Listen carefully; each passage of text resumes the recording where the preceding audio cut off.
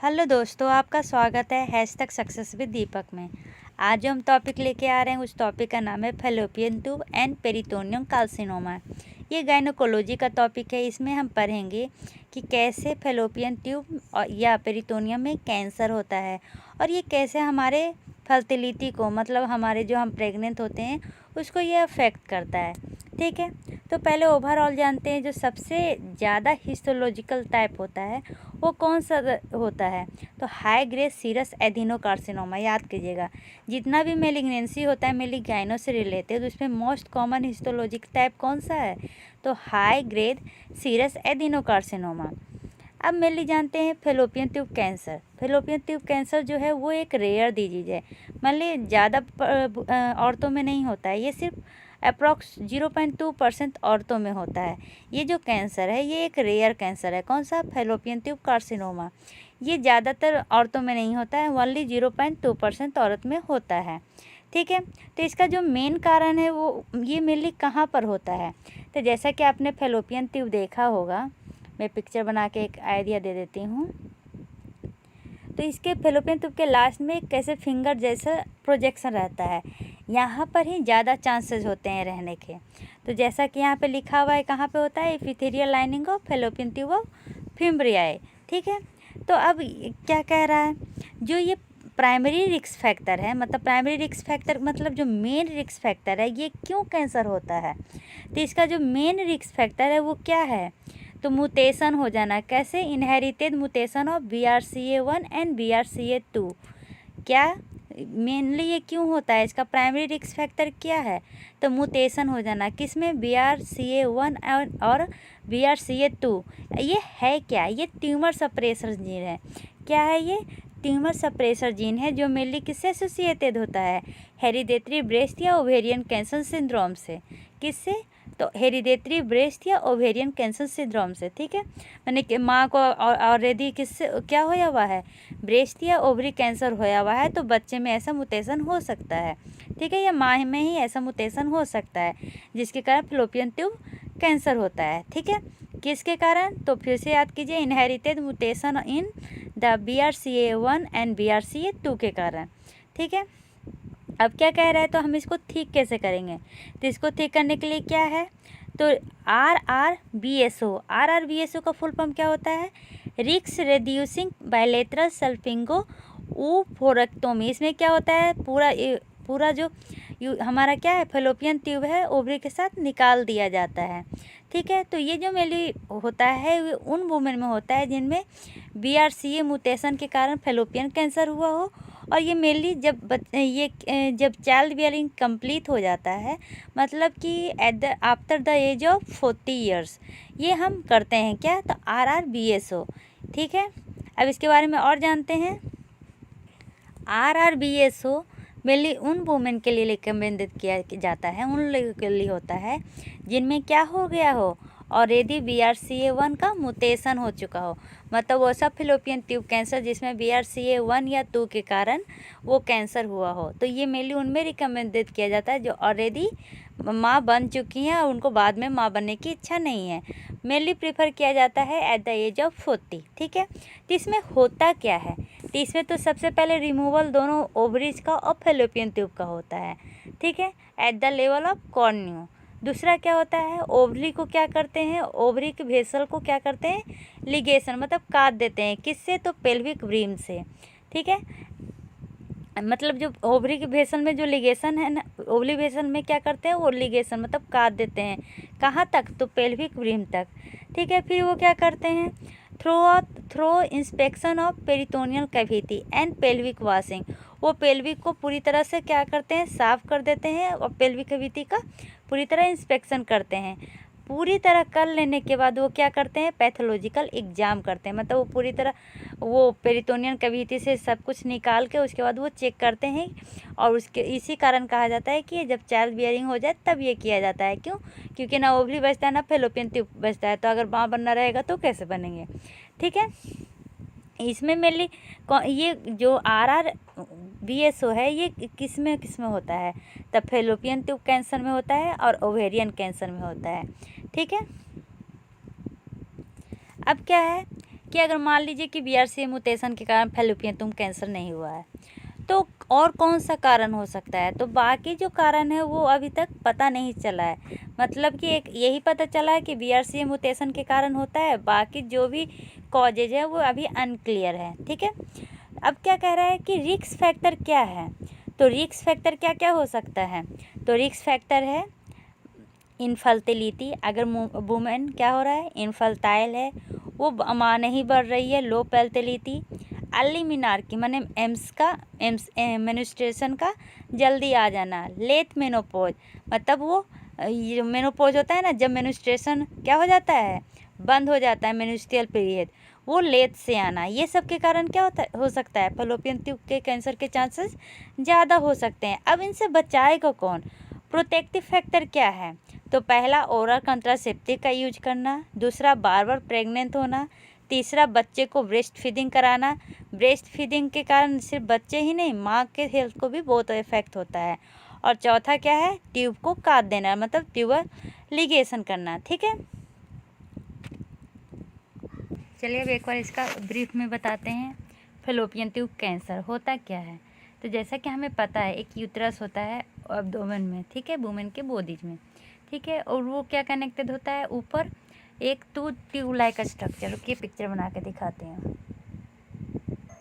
जैसे कि ये फैलोपियन ट्यूब, ये है यूट्रस, ठीक है, ये यूट्रस से क्या होता है एक फैलोपियन ट्यूब कनेक्टेड रहता है, दो ट्यूब लाइक स्ट्रक्चर, तो ये इसी के बारे में बता रहा है। ठीक है, कि ये एक यूट्रस है, इसमें क्या है दो ट्यूब लाइक स्ट्रक्चर क्या है एक दूसरे से कनेक्टेड है, ठीक है, जिसको फैलोपियन ट्यूब कहते हैं।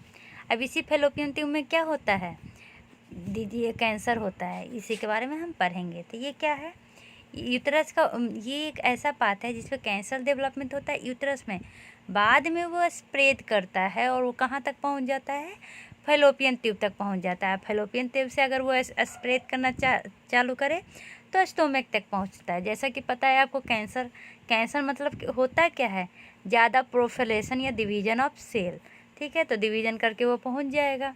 ठीक है, तो वुमेन में मेनली क्या होता है जो एग, फैलोपियन ट्यूब का क्या काम है एग को क्या करना ओवरी से लेना और उसके बाद उसको यूट्रस तक भेजना, तो वो जब ओवरी ही ख़राब हो जाएगा तो यूट्रस तक कैसे जाएगा। ठीक है, during menstruation ovary egg host come out, तो ये बता रहा है कि मेनली क्या काम होता है फैलोपियन ट्यूब क्या करता है ओवरी को लेता है, ओवरी उसके बाद वो यूट्रस में क्या होता है वो जाके इम्प्लांटेशन होता है, अगर इम्प्लांटेशन नहीं हुआ तो ओवरी क्या हो गया जो एग बनता है वो बाहर आ जाता है मेन्स्ट्रुएशन के साथ। ठीक है, अब क्या कह रहा है जब ये टिश्यू ही डैमेज हो जाएगा तो एक कैसे ट्यूब में आएगा, तो इसी कारण क्या होता है इनफर्टिलिटी, जब फैलोपियन ट्यूब कैंसर होगा तो क्या होगा इनफर्टिलिटी होगा। ठीक है, अब इसका डायग्नोसिस और ट्रीटमेंट देखते हैं। तो डायग्नोसिस क्या है, तो डायग्नोसिस में हम क्या करते हैं पेल्विक एग्जामिनेशन लेते हैं। ठीक है, ये एक ब्रीफ है, फिर हम फिर से चैप्टर में चलेंगे। ये इसका जो पेल्विक एग्जाम करेंगे तो उसमें हम क्या टेस्ट करेंगे uterus, vagina, ovary, fallopian tube, bladder और एनस का देखेंगे कि कोई भी शेप में कोई ये वेरी तो नहीं है, कोई सबका शेप जैसा होना चाहिए एनाटॉमिकल स्ट्रक्चर वैसा ही तो नहीं है, कोई इन्फ्लामेशन ये सब तो नहीं है। फिर टेस्ट और दो चीज़ों का करना चाहिए, एक है HSG और दूसरा इंट्रा वेजाइनल अल्ट्रासाउंड टेस्ट करना चाहिए। ठीक है, तो ये किस लिए वेरीफाई करने के लिए कि जो अल्ट्रासाउंड में नॉर्मल है कहीं वो इसमें तो एबनॉर्मल नहीं दिखा रहा है, मतलब कि फैलोपियन ट्यूब और ओवरी नॉर्मल ही हैं। ठीक है, अब क्या कह रहा है CA-125 का हम करेंगे, blood protein level in the blood test called CA-125, मतलब ब्लड टेस्ट में हम क्या चेक करेंगे प्रोटीन लेवल चेक करेंगे, उसी को क्या कहते हैं CA-125। इसमें क्या होता है ये मेनली किसके लिए होता है, तो ये होता है कैंसर जो फैलोपियन ट्यूब में होगा उसको ये दिखाएगा। ठीक है, इसका 85% क्या है estimated 85% due to increase level of CA-125 are suffering from same women. क्या कह रहे हैं ना कि अगर किसी को कैंसर होया हुआ है तो उसमें ये क्या दिखाएगा इसका लेवल हाई दिखाएगा, किसका CA-125। जैसा कि हमें पता है कि राइज हो जाता है ब्लड प्रोटीन लेवल, लेकिन ये ज़रूरी नहीं है कि अगर ये ब्लड प्रोटीन मतलब CA-125 राइज हो रहा है इसका मतलब क्या है कि हमें कैंसर ही है। ठीक है। This stage of pregnancy, menstruation और अदर डिजीज, इसमें कुछ और भी डिजीज हो सकता है, मेंस्ट्रुएशन हो सकता है, लेकिन ये ज़रूरी नहीं है कि CA 125 या कोई प्रोटीन बढ़ा है ब्लड में तो इसका मतलब कि कैंसर है। ठीक है, अब हम क्या करेंगे तो उसका CT स्कैन कराएंगे। CT स्कैन में हम बॉडी का अंदर का पार्ट देख पाते हैं। ठीक है, तो ऐसे तो हम एक्सरे और कंप्यूटर डिस्प्ले पे भी देखते हैं, लेकिन इसमें देखने पे क्या होता है, स्पेशल टाइप ऑफ डाई हम यूज करते हैं। ठीक है, कि ये जो हमारा फेलोपियन ट्यूब है, जो हमारा यूटरस है, इसमें कोई इन्फ्लामेशन है कि नहीं, ये सब हम इसमें देखते हैं और CT स्कैन के द्वारा ये क्लियरली विजुअल होता है। ठीक है, अब क्या करेंगे इसका, अगर ट्रीटमेंट करना रहेगा तो ट्रीट होता है सर्जरी के द्वारा। ठीक है, तो सर्जरी में हम क्या करते हैं, यूटरस, सर्विक्स या ओवरी या फेलोपियन ट्यूब को क्या करते हैं, रिमूव करते हैं। इसको क्या कहते हैं, एब्डोमिनल हिस्टेरेक्टोमी। ठीक है, अब फोकस मेनली कौन सा पार्ट का पर करना है, तो वैसा पार्ट जो आउटर एरिया में हो, मतलब फेलोपियन ट्यूब के बाहर में हो। ठीक है, जो फेलोपियन ट्यूब का आउटर पार्ट हो उसका कह रहा है, जहाँ पर क्या है तो कैंसर अभी तक स्प्रेड नहीं किया है। तो if cancer has spread outside the fallopian tube they should approach to earliest as possible to the doctor. अगर जब तक ये कब तक होगा, जब तक कैंसर क्या हो गया, आउटर पार्ट तक नहीं पहुंचा है फेलोपियन ट्यूब का। अगर गलती से पहुंच गया तो सबसे पहले जितना फास्ट हो डॉक्टर से कंसल्ट कीजिए। ठीक है, और दूसरा क्या करेंगे, केमोथेरेपी ड्रग मेनली क्या करता है, कैंसर सेल को क्या करता है, किल करता है। And they tend to shrink the tumour and cancer does not spread. ये ट्यूमर को क्या करता है, छोटा कर देता है, जिसके कारण कैंसर स्प्रेड नहीं होता है। ठीक है, इसको एंटी कैंसर ड्रग भी कहते हैं या केमोथेरेपी एजेंट भी कहते हैं। ठीक है, अब ये क्या कर रहा है, जो chemotherapy usually varies provided by drug, ये अलग अलग कैंसर के लिए अलग अलग ड्रग किया जाता है। ठीक है, ड्रग स्लोली स्प्रेड करता है हमारे बॉडी में, जैसा कि हमें पता है, एज कंपेरिजन टू इंजेक्शन। ठीक है, तो इसलिए कभी कभी एंटी कैंसर ड्रग्स को क्या करते हैं, हम इंजेक्ट भी करते हैं। ठीक है, ताकि जल्दी से वो हमारे बॉडी में जा सके और वर्क कर सके, लेकिन इसके कारण कुछ कहा जाता है ना, जल्दी का काम हड़बड़ी का काम होता है, तो ये हमारे को क्या कर सकता है, इन्फेक्शन भी प्रोवाइड कर सकता है। ठीक है, आफ्टर रिमूवल ऑफ योर कुच्चा में decrease, after that you can't become a mother. लेकिन एक बार जब ये ख़त्म हो जाए, मतलब रिमूव हो जाएगा, तो आप मदर नहीं बन पाएंगे। ठीक है, पेरिटोनियल कार्सिनोमा, इसको दूसरा नाम में हम प्राइमरी पेरिटोनियल कार्सिनोमा भी कहते हैं। ठीक है, ये डिफ्यूज करता है कहाँ पे, तो पेरिटोनियल सरफेस पे। पेरिटोनियल सरफेस वैसा जो एब्डोमेन के चारों तरफ होता है, लेकिन ये जो कार्सिनोमा होता है ना, वो स्पेयर कर जाता है या मिनिमम इन्वॉल्व करता है किसको, तो ओवरी और फेलोपियन ट्यूब को। ठीक है, जो पेरिटोनियल कैंसर है ना, वो हिस्टोलॉजिकली आइडेंटिकल होता है किससे, तो इपिथेलियल ओवेरियन कैंसर से। कैसे, तो उसका क्या होता है, ये जो करेक्टरिस्टिक होता है, क्लिनिकल करेक्टरिस्टिक, वो सेम होता है, पैटर्न ऑफ स्प्रेड सेम होता है, रिस्पॉन्स ऑफ ट्रीटमेंट सेम होता है और सर्वाइवल रेट भी सेम होता है। ठीक है, तो रिस्क फैक्टर कैसे पता चलेगा, तो रिस्क फैक्टर भी सेम है। म्यूटेशन किसके कारण, तो म्यूटेशन ऑफ BRCA के कारण होता है, और ये मेनली लो पैरिटी के कारण होता है, जो मेनली दूसरे में होता था, फेलोपियन ट्यूब में हमने देखा, ओवरी कैंसर में देखा, किसके कारण होता है, तो BRCA म्यूटेशन के कारण होता है और लो पैरिटी के कारण होता है। ठीक है, और अब क्या कर रहा है, जो पेरिटोनियल कैंसर है वो एसोसिएटेड होता है किससे, ओल्ड एज से। मेनली ये ज़्यादा किस में होता है, तो बुद्धों में होता है, बुद्धियों में होता है, और मोटापे के साथ इसके चांसेस ज़्यादा हो जाते हैं। ठीक है, अब क्या कह रहा है इसका पैथोजिनेसिस, तो पैथोजिनेसिस जहाँ तक हमें पता है कि वो क्लियर नहीं है, लेकिन क्या होता है ना, जो जर्मिनल इपिथेलियल है ओवरी का क्या, जो जर्मिनल इपिथेलियल है और मेजोथेलियम ऑफ द पेरिटोनियम एराइज होता है सेम एम्ब्रियोनिक ओरिजिन से। किसका, तो ओवरी का कौन सा, जर्मिनल एपिथेलियम, और पेरिटोनियल का कौन सा, मेजोथेलियम। दोनों का क्या होता है, एम्ब्रियोनिक ओरिजिन सेम होता है। ठीक है, जैसा कि यहाँ पे लिखा हुआ है जो जर्मिनल एपिथेलियम होता है, जर्मिनल एपिथेलियम ऑफ ओवरी, और जो मेजोथेलियम ऑफ पेरिटोनियम होता है, दोनों एराइज होता है सेम एम्ब्रियोनिक ओरिजिन से। ठीक है, इसलिए पहले क्या कहा जाता था कि जो प्राइमरी पेरिटोनियम कैंसर है वो डेवलप्ड होता है malignant transformation of this cell से। ठीक है, ये तो पहला हाइपोथेसिस हो गया। दूसरा क्या प्रपोज थ्योरी है कि ये जो एराइज होता है ना वो सिलोमिक एपिथेलियम से होता है। अब सिलोमिक एपिथेलियम क्या है, तो एब्डोमिनल कैविटी का लाइनिंग है जिसको हम क्या कहते हैं, पेरिटोनियम कहते हैं। और जो ओवरी है वो जर्मिनल एपिथेलियम से होता है।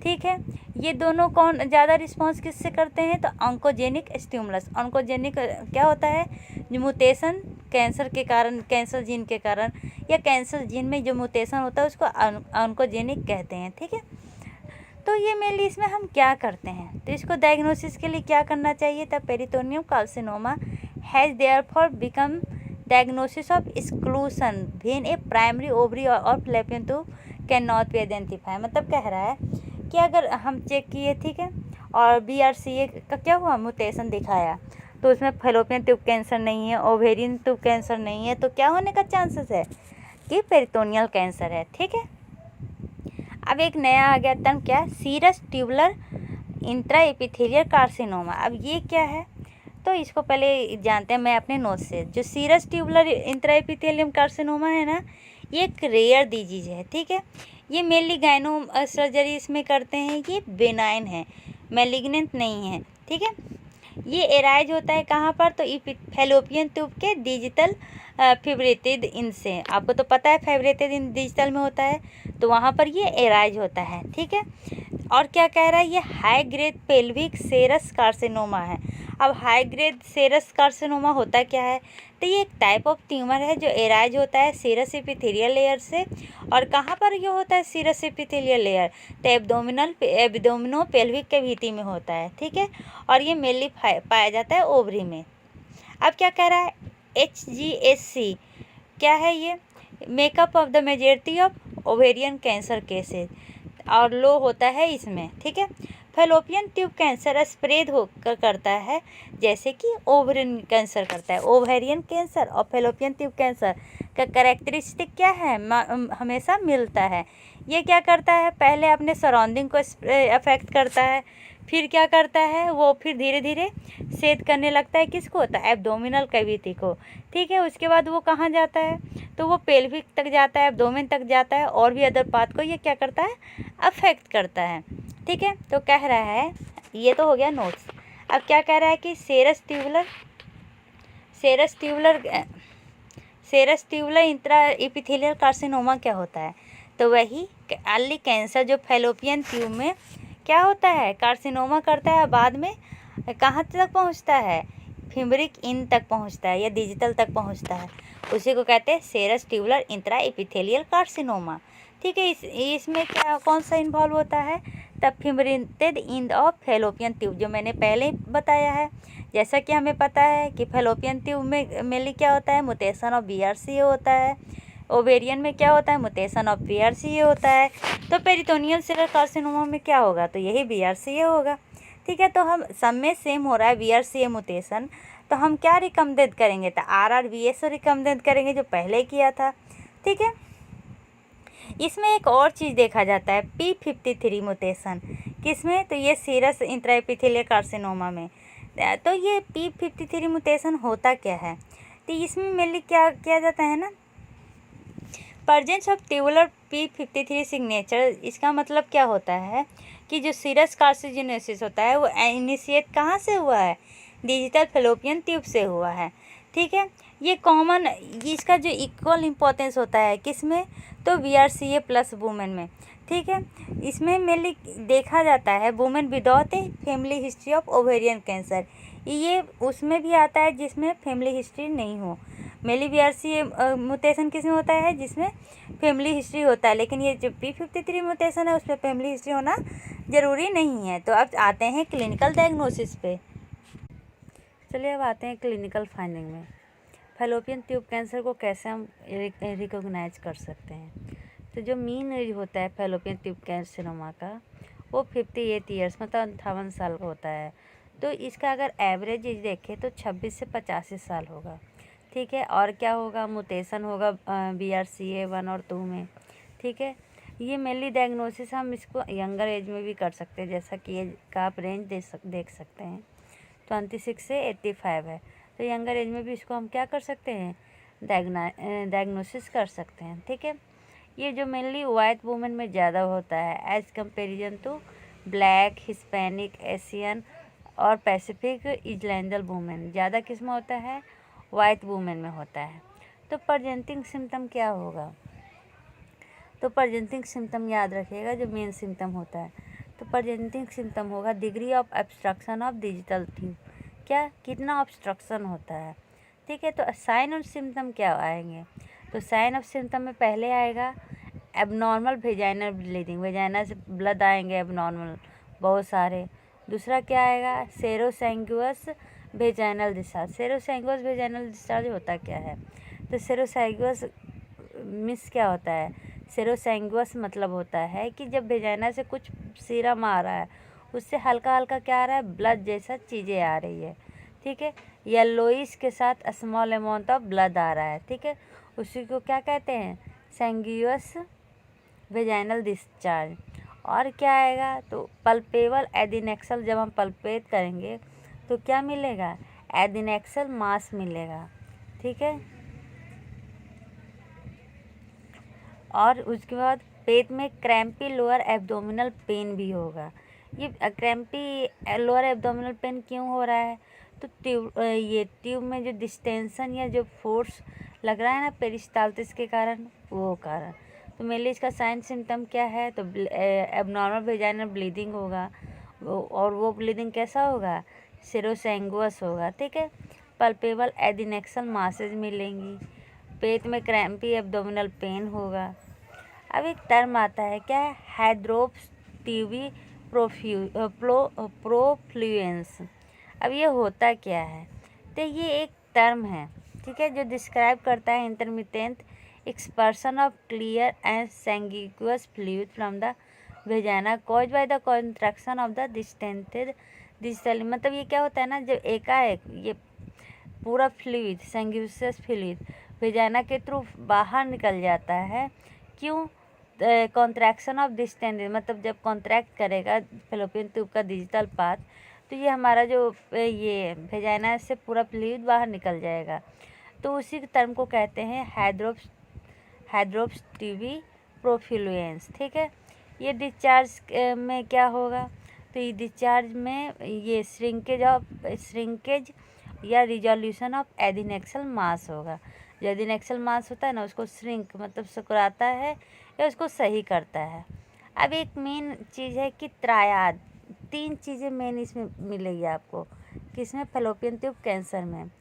ये जो हाईलाइटेड है पर्पल कलर से, क्या, सैंगुइनस डिस्चार्ज, क्लोकली पेन और मास। क्लोकली पेन उसको कहते हैं जो मेनली ऑब्स्ट्रक्शन के कारण आता है। तो ये तीनों चीज़ें आपको मेनली देखने के लिए मिलेगी।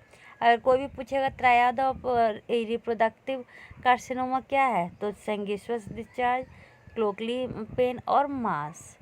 ठीक है, इवालुएशन कैसे करेंगे, तो इवालुएशन करने के लिए हम CA-125 या ट्रांस वेजाइनल अल्ट्रासाउंड करेंगे, जो रूल आउट करता है किससे, तो ये ओवेरियन ट्यूब से, ओवेरियन कैंसर से। ठीक है,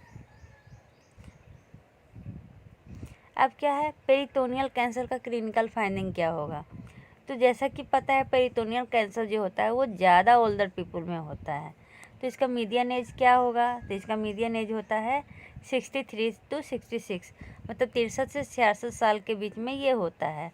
ठीक है, तो अब इसका जो प्रेजेंटिंग सिम्टम है वो क्या है, तो इसका है पेन, पेट दर्द करेगा, एब्डोमिनल डिस्टेंशन मतलब पेट फूला फूला लगेगा, प्रेशर लगेगा, GI सिम्टम होंगे, GI सिम्टम मतलब डायरिया, ये सब कुछ होगा। ठीक है, तो ये उतना तो ज़्यादा शो नहीं करेगा जितना रिप्रोडक्टिव वाला करेगा। इसका भी डायग्नोसिस उसी तरह करेंगे, CA-125। तो डायग्नोसिस ऑफ फैलोपियन ट्यूब और peritoneal cancer can be suspected based on imaging study, वही एक्सरे, अल्ट्रासाउंड, ये सब। CA-125 और सिम्टम और फिजिकल एग्जामिनेशन, जो फिजिकल एग्जामिनेशन से पता चलेगा वो सबसे हम डायग्नोसिस करते हैं। और डिफरेंट डायग्नोसिस कब पता चलता है, जब हम सर्जरी करने जाते हैं। ठीक है, तब डायग्नोसिस में आते हैं अल्ट्रासाउंड। और जब हम क्लासिक अल्ट्रासाउंड कराएंगे तो फैलोपियन ट्यूब कैंसर में कैसा मिलेगा। तो जो हमारा ओवरी रहेगा, वो यूट्रस रहेगा, उसमें क्या रहेगा, फ्लूइड फिल्ड रहेगा, ट्यूब जैसा दिखेगा, ओवॉइड मास रहेगा। ठीक है, with internal papillary areas, Müller nodules और सेप्टेशन। सेप्टेशन क्यों रहेगा, क्योंकि वो कैंसर बना हुआ रहेगा, कैंसर रहेगा ना, तो वहाँ पर मान जैसे रहेंगे, जिससे ऐसा लगेगा कि सब एक दूसरे से अलग है। ठीक है, this is separate from the uterus and ovary. ये सेपरेट करेगा किसको, यूट्रस को ओवरी से। ठीक है, fallopian and peritoneal tube cancer में क्या होता है, स्काइट्स होते हैं और पेरिटोनियल इम्प्लांट भी होता है। मतलब स्काइट मतलब पेट पे पानी रहेगा। ठीक है, with both malignancy ovary are often normal in appearance. अगर हम कंपेयर करें फेलोपियन ट्यूब और ओवरी का, तो ये अल्ट्रासाउंड में ओवरी ज़्यादा नॉर्मल होता है as comparison to fallopian tube. ठीक है, अदर इमेजिंग हम कौन कौन सा कर सकते हैं, तो computer tomography, MRI, magnetic resonance imaging और प्रोजेस्टेरॉन इमिशन टोमोग्राफी। ठीक है, अब CA-125 लेवल क्या होता है, ये एक प्रोटीन होता है जो मेनली एलिवेटेड होता है मोर देन 80% जिस वुमेन को फेलोपियन ट्यूब या पेरिटोनियल कैंसर होता है। ठीक है, बट ये ज़रूरी नहीं है कि अगर ये एलिवेटेड है, जैसे कि मैंने पहले बताया है, तो आपको कैंसर ही है। कोई और भी कारण से एलिवेटेड हो सकता है, लेकिन ऐसे चेक करते हैं कि एक क्राइटेरिया तो है ना। ठीक है, चलिए अब स्टेजिंग में चलते हैं। तो इसका स्टेजिंग हम नीचे पढ़ेंगे। ठीक है, क्योंकि स्टेजिंग से ही पता चलता है कि ओवरी है, फेलोपियन ट्यूब है या पेरिटोनियल है। पैथोलॉजिकल फाइंडिंग, तो फेलोपियन ट्यूब कार्सिनोमा का पैथोलॉजिकल फाइंडिंग क्या है, तो पहले ये तो कहाँ पर होता है, तब फेलोपियन ट्यूब के इंडिंग में जो फिम्ब्रेटेड एरिया होता है वहाँ पर होता है। ठीक है, इसमें कैसा ट्यूमर मिलेगा, तो डायलेटेड ल्यूमेन फिल्ड ट्यूमर रहेगा। ठीक है, और इसमें क्या देखा जाता है कि most of these are serous carcinoma, और उसमें फॉलो करेगा, एक तो सीरस कार्सिनोमा होता है, उसके साथ इंडोमेट्रियोड और क्लियर सेल एडिनो कार्सिनोमा भी होगा, और भी चीज़ मिलेंगे। तो पहले चलते हैं इसके स्टेजिंग को देखते हैं। ठीक है, तो स्टेजिंग में हम जो स्टेज 1 होता है, उसमें ट्यूमर कहाँ है, ओवरी में है या फेलोपियन ट्यूब में है। ठीक है, तो 1A 1B 1C में डिवाइड किया है। 1A में क्या है, ट्यूमर है जो सिर्फ ओवरी तक है। ठीक है, ओवरी में कहाँ तक, कैप्सूल इंटैक्ट तक, या फेलोपियन ट्यूब में tumour limited to the ovary या fallopian tube. No tumour on ovary and fallopian tube surface, no malignant cell in the स्काइट एंड पेरिटोनियल वाशिंग। मतलब कह रहा है कि मेनली अगर ट्यूमर रहेगा, ठीक है, 1A में, तो वो या तो अगर फेलोपियन ट्यूमर है तो फेलोपियन ट्यूब में ही रहेगा, उसके सरफेस तक नहीं आएगा। ओवरी ट्यूमर है, माने ओवरी का कैंसर है, तो वो ओवरी तक ही रहेगा, बाहर नहीं आएगा। ठीक है, कोई भी मैलिग्नेंट सेल बाहर में नहीं दिखेंगे, स्काइट्स नहीं होगा, पेरिटोनियल वाशिंग की ज़रूरत नहीं है। 1B में क्या है, tumour limited to both ovary, ठीक है, या फेलोपियन ट्यूब, नो ट्यूमर और ovarian on ovarian and fallopian tube surface. ये भी क्या है, पहले था कि एक ओवरी, 1A में क्या था, एक ओवरी में था, ठीक है, या एक ट्यूब में था। अब क्या हो गया, दोनों 1B में क्या हो गया, दोनों ओवरी में चला गया और दोनों ट्यूब में हो गया, अगर फेलोपियन ट्यूब को देखें तो। बाकी वही कोई भी ट्यूमर या ये मेटास्टेसिस नहीं देखते हैं, ओवरी में भी और फेलोपियन ट्यूब के सर्विस में भी। ठीक है, कोई भी मैलिग्नेंट सेल नहीं देखते हैं, कोई भी स्काइट्स नहीं होता है, कोई भी पेरिटोनियल वाशिंग नहीं होती है। अब 1C में क्या देखेंगे, 1C को भी सब डिवाइड किया गया है, 1C1 1C2 1C3। तो ट्यूमर लिमिटेड होता है 1 या बोथ ओवरी में या फेलोपियन ट्यूब में। ठीक है, तो 1C1 में हम क्या करते हैं, सर्जिकल स्पील करते हैं। 1C2 में क्या करते हैं, कैप्सूल रप्चर हो जाता है बिफोर सर्जरी। ठीक है, 1C3 में क्या करते हैं, मैलिग्नेंट सेल इन द स्काइट और पेरिटोनियल वाशिंग। मैंने 1C1 में सर्जिकल स्पील करते हैं क्योंकि ट्यूमर लिमिटेड हो जाता है 1 या 2 ओवरी में। ठीक है, और 2 में क्या करेंगे, कैप्सूल रप्चर हो जाएगा बिफोर सर्जरी। ठीक है, 1C3 में क्या होगा, तो वो मैलिग्नेंट सेल चला जाएगा स्काइथ या पेरिटोनियल वाशिंग में। अब आते हैं टू में, ट्यूमर इन्वॉल्व वन और बोथ ओवरीज, ये तो वन ही में हो गया था, विथ पेल्विक एक्सटेंशन और प्राइमरी पेरिटोनियल कैंसर। ठीक है, अब क्या हो जाएगा सेकंड में कि जो ट्यूमर है ना वो सिर्फ ओवरी तक नहीं चला जाएगा, वो एक्सटेंड कर जाएगा पेल्विक एक्सटेंशन तक, मतलब बिलो पेल्विक ब्रीम। ठीक है, और इसको कहते हैं प्राइमरी पेरिटोनियल कैंसर।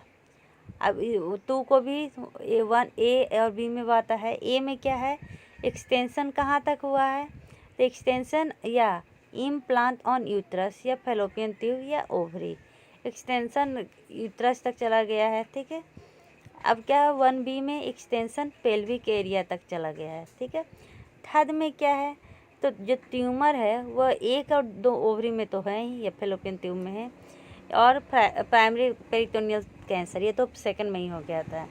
अब हिस्टोलॉजिकली वो कहाँ मिलेगा, आउटसाइड द पेल्विस मिलेगा। ठीक है, पहला में ओवरी में ही रह गया था, दूसरा में ओवरी से वो पेल्विक तक चला गया था, तीसरा में ये ओवरी से कहाँ चला गया, तो पेल्विक के बाहर चला गया। ठीक है, ये मेनली कहाँ पर चला जाएगा, तो रेट्रोपेरिटोनियम लिम्फ नोड में चला जाएगा। तो इस 3 को भी डिवाइड किया है 3A1 A2। ठीक है, और तो 3A1 में क्या है, तो positive retroperitoneal lymph node only, A1 में सिर्फ रेट्रोपेरिटोनियम में ही जाएगा और कहीं नहीं जाएगा। तो ए को भी 2 भाग में डिवाइड किया है कि ये जो मेटास्टैटिस है अगर 10 mm का रहेगा तो A1 में रहेगा 3A1 सब डिवीज़न, और अगर मोर देन 10 रहा तो 3A1 सब डिवीज़न 2 में रहेगा। ठीक है, अब A1 तो हो गया, अब 3A2 में क्या होगा, तो ये एक्स्ट्रा पेल्विक चला जाएगा। ठीक है, वहाँ 3A1 में क्या था, लेट्रोपेरिटोनियल लिम्फ नोड में ही रहता है, अगर A2 आ जाएगा तो एक्स्ट्रा पेल्विक में चला जाएगा, मतलब पेल्विक ब्रीम के ऊपर चला जाएगा, पेरिटोनियम का इन्वॉल्वमेंट होगा, लेकिन इसमें ये लेट्रोपेरिटोनियल लिम्फ नोड का इन्वॉल्वमेंट है, या हो भी सकता है नहीं भी हो सकता है। ठीक है, अब 3B में चलते हैं। जब माइक्रोस्कोपिक पेरिटोनियल मेटास्टेसिस करेंगे तो ये क्या होगा, beyond the pelvis up to 2 centimetre, मतलब हमारा पेल्विस क्या है 2 सेंटीमीटर ज़्यादा दिखेगा, लेकिन ज़रूरी नहीं है कि लेट्रोपेरिटोनियल लिम्फ नोड उसमें इन्वॉल्व हो भी सकता है नहीं भी हो सकता है। अगर 11C में 3C में देखें तो इसमें क्या रहेगा, मोर देन जो मेटास्टैटिस है पेल्विस के जो ऊपर हो रहा है वो 2 सेंटीमीटर से ज़्यादा होगा। ठीक है, तो इसमें भी लेट्रोपेरिटोनियल लिम्फ नोड इन्वॉल्व हो भी सकता है नहीं भी हो सकता है। अब 4 में आते हैं, मतलब पहला में क्या था, तो पहला में सिर्फ ओवरी, एक ओवरी में या 2 ओवरी में, दूसरा में ओवरी के साथ पेल्विक एक्सटेंशन हुआ लेकिन बिलो ब्रीम, तीसरा में क्या था, ये ओवरी के साथ वो भी हुआ क्या, ओवरी के साथ क्या हुआ, तो पेल्विक एक्सटेंशन भी हुआ और उसके साथ रेट्रोपेरिटोनियल लिम्फ नोड भी हुआ। ठीक है, अब चौथा में आते हैं, ये कहाँ चला जाएगा, डिस्टेंट मेटास्टैटिस, मतलब बहुत जगह पे चला जाएगा, एक्सक्लूडिंग पेरिटोनियल मेटास्टैटिस, मतलब पेरिटोनियल मेटास्टैटिस को छोड़ के बाकी ये हर जगह चला जाएगा। ठीक है, जैसे कि 4A 4B को आता है। प्लूरल रिफ्यूजन, मतलब प्लूरल रिफ्यूजन लंग में चला गया पॉजिटिव होगा, या parenchymal metastasis to extra abdominal organ, और भी एब्डोमिनल ऑर्गन है वहाँ पर ये दिखेगा। ठीक है, including inguinal lymph node and lymph node outside the abdominal cavity. तो ये समझ में आ गया होगा। ये फिगर देखिए, ये क्या है, एडिनोकार्सिनोमा है फैलोपियन ट्यूब का, जिसमें क्या हो गया, फैलोपियन ट्यूब डायलेटेड हो गए, पिक्चर पता चल रहा है। इसमें जो फिमरेटेड इंड है वो क्या है, ऑब्स्ट्रक्टेड है। ये देखिए, ये एडिनोकार्सिनोमा है फैलोपियन ट्यूब में, जो नॉर्मल साइज से बड़ा हो गया, डायलेटेड हो गया है, ये हिस्टोलॉजिकली दिख रहा है। अब जो प्रीवियस रिपोर्ट आया था उससे जब हम स्टेजिंग को रिकॉग्नाइज करते हैं तो वो किस बेसिस पे, एक तो उस पर लोकल टिश्यू रीजन जहाँ जहाँ स्प्रेड करता है और कहाँ कहाँ पर इसका मेटास्टेसिस होता है। ठीक है। तो सीरस जो एडिनोकार्सिनोमा है ना, वो ज़्यादा डायग्नोसिस होगा एडवांस स्टेज में एज कंपेरिजन टू इंडोमेट्रियोड एडिनोकार्सिनोमा, ठीक है। अब क्या कह रहा है कि ये चैलेंज है कि फेलोपियन जो प्राइमरी फेलोपियन ट्यूब कार्सिनोमा है उसको कैसे हम अलग करें ओवेरियन से या पेरिटोनियल कार्सिनोमा से। तो देखिए यहाँ पे कुछ सिम्टम दिया हुआ है। जो मेन ट्यूमर होता है ना प्राइमरी फेलोपियन ट्यूब में, वो लाइज होता है कहाँ पे, ट्यूब में, माने जो फेलोपियन ट्यूब है उसमें रहता है। और ये कहाँ से एराइज होता है, तो इंडोसल्पिनिक्स से एराइज होता है, सॉरी इंडोसल्पिनक्स से एराइज होता है, ठीक है। दूसरा, जब हम हिस्टोलॉजिक पैटर्न देखेंगे तो पेपिलरी एपिथेलियम मिलेगा कहाँ पे, तो ट्यूबर मुकोसा पे, ठीक है। जब इसका ट्रांजिशन करेंगे तो ये कहाँ पे रहेगा, between the malignant and non malignant tubular epithelium, मतलब जो भी होगा ट्यूब में होगा, ठीक है। ओवरी और यूट्रस नॉर्मल रहेगा, और अगर उसमें ट्यूमर भी रहेगा तो कम मात्रा में होगा। तो हम तब जानेंगे कि ये क्या है, फेलोपियन कार्सिनोमा है, ठीक है। ऐसे ही डाटा प्रेजेंट होता है HTIC में रिकॉग्नाइज करने के लिए। अब जो कह रहा है वो देखेंगे आगे।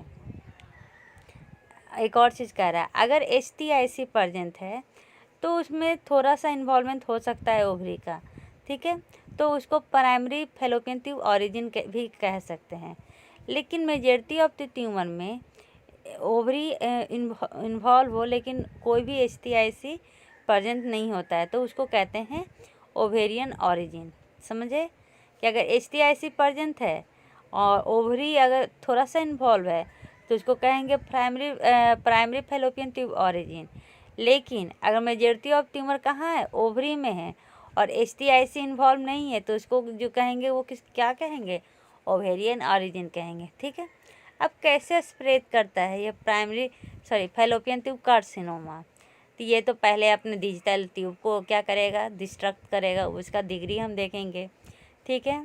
अब कितना, if fimbriated in tube is obstructed by tumour, अगर जो फिब्रिएटेड इंड है वो ऑब्स्ट्रक्शन हो रहा है, तो क्या उसमें पहले प्रीवियस इन्फेक्शन हुआ था, कोई इंजरी हुई थी, या कोई ट्यूमर का ग्रोथ हो रहा है, कोई ब्लड जैसा मिल रहा है, या उसमें कोई सीरस फ्लूइड है, वो ट्यूब कहाँ तक एक्सटेंडेड है, क्या वो डिस्चार्ज कर रहा है वेजाइना में कोई डिस्चार्ज हो रहा है, ये सब हम मेनली देखेंगे, ठीक है। उसका ट्रायल तो आपको याद ही होगा।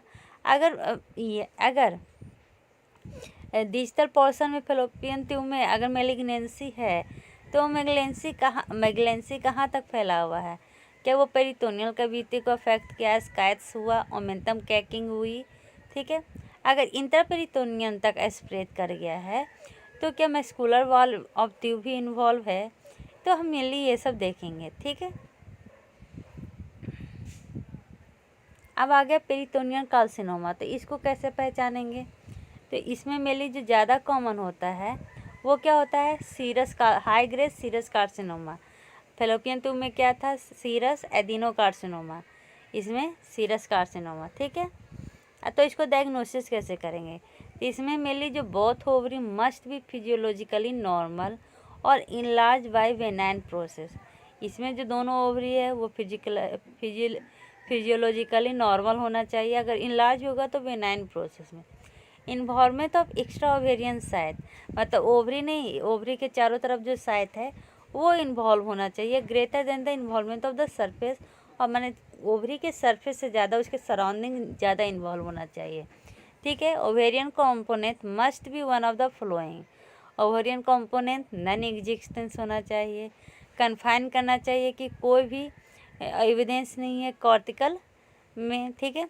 इन्वॉल्वमेंट ओवेरियन सरफेस एपिथेलियम और underlying cortical stroma but with any given tumour smaller than 5:5, मतलब अगर गलती से मान लो इन्वॉल्व हो भी गया तो वो ट्यूमर स्मॉल होना चाहिए 5:5 mm से।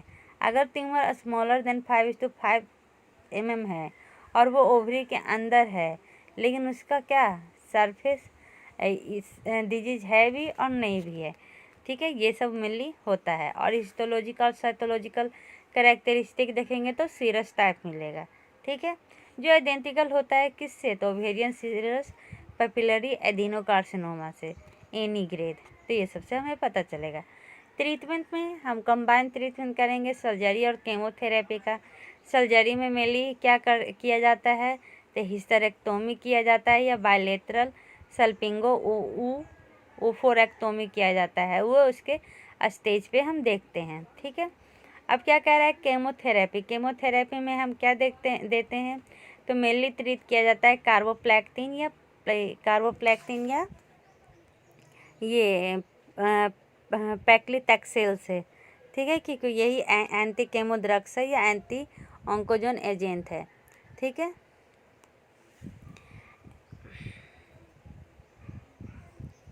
कभी कभी क्या होता है ना कि हम रेडिएशन थेरेपी भी करते हैं। रेडिएशन थेरेपी लेकिन रूटीन में नहीं आता है कि हमेशा रिकमेंडेड किया ही जाए, लेकिन कभी कभी हम कर सकते हैं। अगर कब, जब ये कैंसर स्प्रेड कर जाए एब्डोमेन कैविटी में, ठीक है, तब external beam radiation therapy can not be administered. मतलब अगर ये जो ट्यूमर है ये अगर फेलोपियन ट्यूब तक रहा तो ठीक है, लेकिन अगर ये एब्डोमेन तक स्प्रेड कर जाए तो ये रेडिएशन थेरेपी हम मेनली नहीं मतलब प्रीफर करते हैं। ठीक है, इसमें पैप टेस्ट भी इंडिकेटेड नहीं होता है। चलिए इसके की पॉइंट में आते हैं, ये ओवरऑल समरी है। तो जो मेनी केसेज होता है ओवेरियन और पेरिटोनियल कार्सिनोमा का, वो एराइज होता है फेलोपियन ट्यूब से। ठीक है, तो अगर फेलोपियन ट्यूब से एराइज होगा तो उसको कहेंगे फेलोपियन ट्यूब कार्सिनोमा। ठीक है, फेलोपियन ट्यूब और पेरिटोनियल कार्सिनोमा सिमिलर होता है तो उसमें क्या सिमिलरिटी होती है, तो उसमें एपिथेलियल ओवेरियन कैंसर होता है। ठीक है, फेलोपियन ट्यूब और पेरिटोनियल कैंसर सिमिलर होता है क्लिनिकल कैरेक्टरिस्टिक में और क्या क्या में, पैटर्न ऑफ स्प्रेड और ट्रीटमेंट में। ठीक है, अब इसका जो रिस्क फैक्टर है वो मेनली क्या है, वो भी सिमिलर होता है। क्या, इनहेरिटेड म्यूटेशन BRCA1 और BRCA2 tumour suppressor gene. Most common histologic sub type क्या होता है फेलोपियन ट्यूब या पेरिटोनियल कार्सिनोमा का, तो high grade serous carcinoma. Treatment करेंगे तो ट्रीटमेंट आइडेंटिकल होगा क्या से, तो ओवेरियन कैंसर से। ठीक है, सर्जरी और केमोथेरेपी। अब कह रहा है कि प्रोग्नोसिस करना पड़ेगा कि ओवेरियन या पेरिटोनियल कैंसर है, तो मोस्ट स्ट्रांगली क्या ऐसे करेंगे, तो करेंगे इनिशियल ट्यूमर रिडक्शन सर्जरी से। ठीक है, और बाकी तो लास्ट वाला बता ही दिए। इसी के साथ ये फेलोपियन ट्यूब कैंसर खत्म होता है। आशा है आपको पूरी तरह समझ में आ गया होगा। Bye bye, take care, see you.